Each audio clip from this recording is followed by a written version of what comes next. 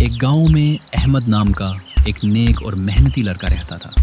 وہ ہر روز جنگل سے لکڑیاں کاٹ کر لاتا اور اپنے گھر والوں کا پیٹ پالتا۔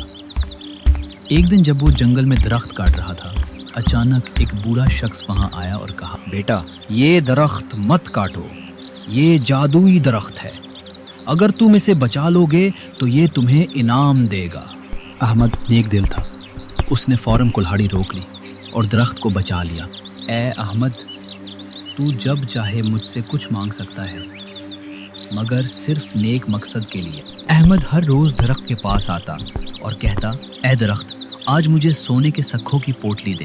انہیں ان لوگوں میں بانٹ دیتا جنہیں سب سے زیادہ ضرورت ہوتی۔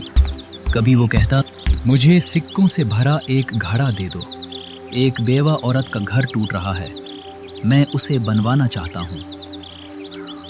درخت ہنستا اور اسے ایک بھاری گھڑا سکوں سے بھر کر دے دیتا۔ احمد نے وہ دولت اپنے گاؤں کے لوگوں میں بھی بانٹی اور سب نے اسے دعائیں دی۔ اسی گاؤں میں ایک لالچی شخص جمیل بھی تھا۔ جب اسے کہانی کا پتہ چلا تو وہ بھی کلہاڑی لے کر اسی درخت کے پاس گیا اور بولا، چل جلدی سے میرا خزانہ دے ورنہ میں تجھے کاٹ ڈالوں گا۔ مگر جادوئی درخت خاموش رہا۔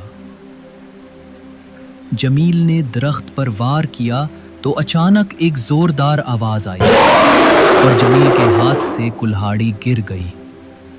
وہ بے ہوش ہو کر زمین پر گر پڑا۔ جب ہوش آیا تو اس کا سارا جسم سن تھا۔ ہمیشہ محنت اور دیانت سے کام لینا چاہیے۔ دھوکہ یا چالاکی کا انجام اکثر نقصان دہ ہوتا ہے۔ اگر کہانی پسند آئے ہو تو اور بہت سارے کہانیوں کے لیے سبسکرائب، لائک اور کمنٹ ضرور کریں۔